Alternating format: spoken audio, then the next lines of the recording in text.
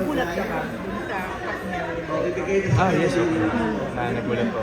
Pero unahan ko na po kayo. Hindi po ako magpo-comment sa kahit anong questions Pero maraming fans ang about... request. Muli kayo magtambal niya. Well, Kayo na lang daw ni Catherine. Pareho naman kayong single.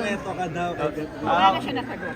ako po, parang respeto ko na lang po sa kanilang dalawa if I just keep quiet po with this issue. Pero tingnan na lang po natin kung ano magiging turnout. Pero sa ngayon, parang they deserve the space that they need to go through. Passport Pero nagkala lang project. doon sa mga may gusto magtambal ulit kayo. May mga nag-ship kayo sa inyo. Cut din na lang daw. Uy,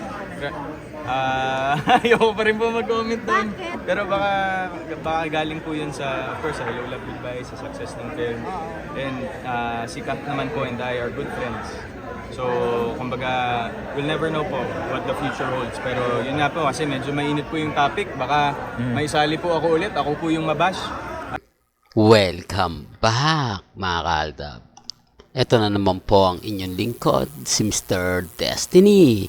At ito po yung ebidensya at resibo, di po ba? Sabi ko nga po sa inyo, dun sa mga nagsasabi ng ganito ganyan.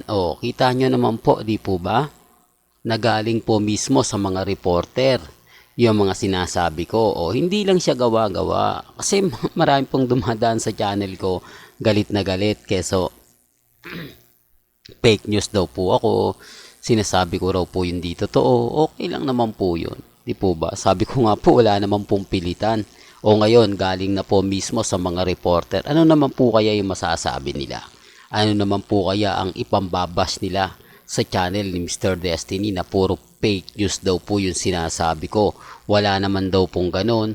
Wala naman po daw ganito. Pansin nyo po ba? Ano sinasabi ko mga kaaldab na hindi po talaga nila matanggap? Na totoo po yung mga pinapaliwanag ko. Totoo po yung mga sinasabi ko, di po ba? Sabi ko nga po sa inyo, relax lang. Kung ano lang po yung latest, kung ano lang po yung trending, nandun lang po ako. Tapos sasabihin nila, pinapangunahan ko po raw. Grabe, no? Tapos ngayon, pagka naibalita na, pinag-uusapan na, wala na, deadman na lang sila. Kumbaga, hindi na sila magre-react kasi tama naman po yung sinasabi ni Mr. Destiny. Kaya sabi ko nga po sa inyo, sino yung paniniwalaan nyo? Yung taong nakikinig lang o yung taong naghahanap ng mga update? Yung taong na binibigyan ng mga kaganapan. Mr. Destiny, may nabalitaan kaming ganito. Check mo nga, tignan mo nga. Tapos sasabihin nila ako daw po yung fake news.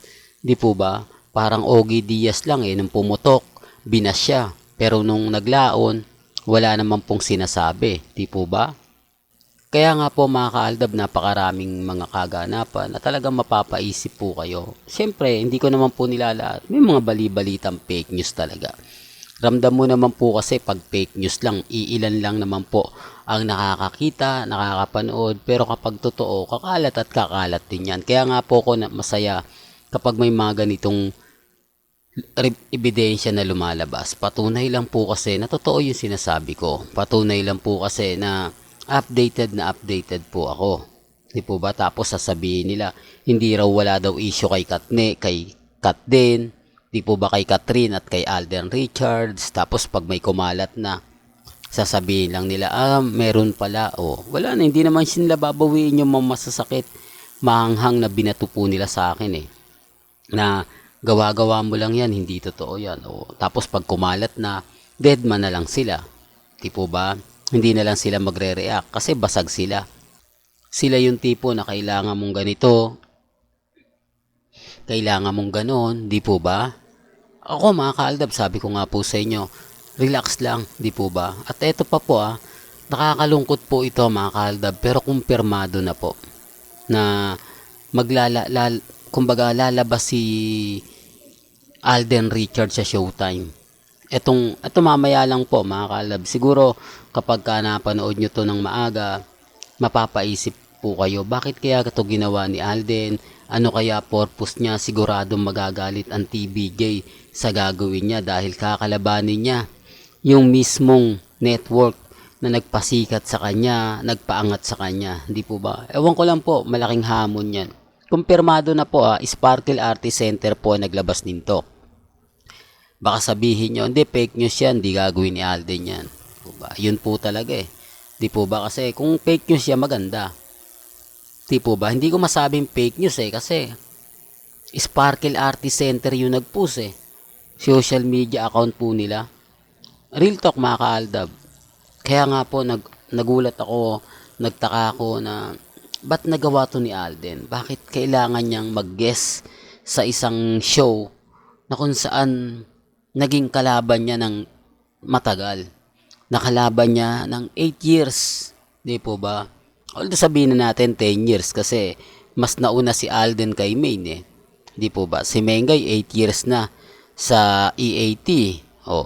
Ibig sabihin 10 years na si Alden. Correct me if I'm wrong Tapos magge-guess ka sa, di po ba? Pagpepiestahan talaga ng mga madlang people yan. Di po ba? Sasabihin niya, hello, what's up madlang people? Di po ba? Sinasabi ko lang po ito para po sa kaalaman ng lahat at hindi po ito fake news. Okay sana at papabor ako kung fake news po ito. Pero kasi ang nag-post nga po gaya ng sinabi ko, Sparkle Artist Center. Diba? Although hindi pa siya pinag-uusapan, although baka i-post din ito ng website, di po ba? Alam nyo naman po pagdating sa channel ni Mr. Destiny, 101%. Kumbaga nag-research din tayo, nagtatanong din tayo at yun nga po lumabas mga kaaldab. Nakakalungkot lang po kasi may mga bagay-bagay nga po na hindi dapat pero nangyayari, no? Nalulungkot po ako para po sa TBJ. Dahil siyempre kapag ka naandun si Alden, marami ng mga kwento, marami ng naglalabasan, di po ba? Kaya nga po mga kaaldab, bahala na po kayo kung ano yung sasabihin ninyo, bahala na po kayo kung ano yung magiging reaksyon po ninyo. Ang sa akin lang update, kung ano lang po yung latest, dun lang po ako. Kaya lang siyempre may mga bagay-bagay po na nalulungkot ako, di po ba? Kasi sa totoo lang po mga kaaldab, nung balitaan ko yan, hindi ako masaya. Nung nakita ko yan, hindi ako, kumbaga sabihin na natin, promotion lang yan, Mr. Destiny. Promotion lang yan ng Showtime, ng Family of Two dahil sa December 25 na nga po ito ipalalabas. Pero bakit yung kay Julia Montes hindi pinalabas? Di po ba? Hindi sila nag-guess. Para lang klaro, para lang po sa kaalaman ng lahat. Medyo nakakadismaya lang. Pero gaya ng sinabi ko, hindi naman po ako namimilit. At wala naman pong pilitan dito po sa channel ni Mr. Destiny. Di po ba? Sabi ko nga po sa inyo, kung ano lang po yung latest, kung ano lang po yung trending, doon lang po tayo. Kaya wag po kayong basta-basta maniniwala sa mga pahayag at mga sinasabi ko. Di po ba?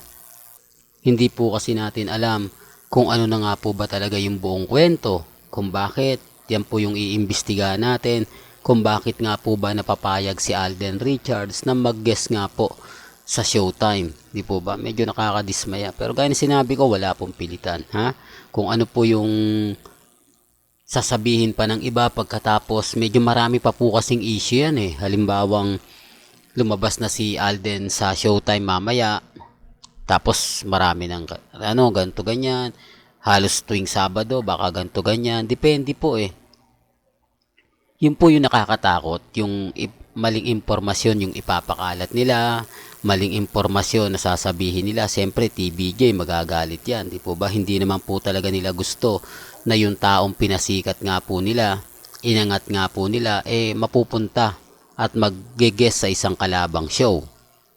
O baka may mag-react na naman dito, nakakampi sa akin. Di po ba? Sasabihin na naman nila, naku yan si Mr. Destiny. Kumbaga, mga nagko-komento dyan, mga delulo, kulto, paasa.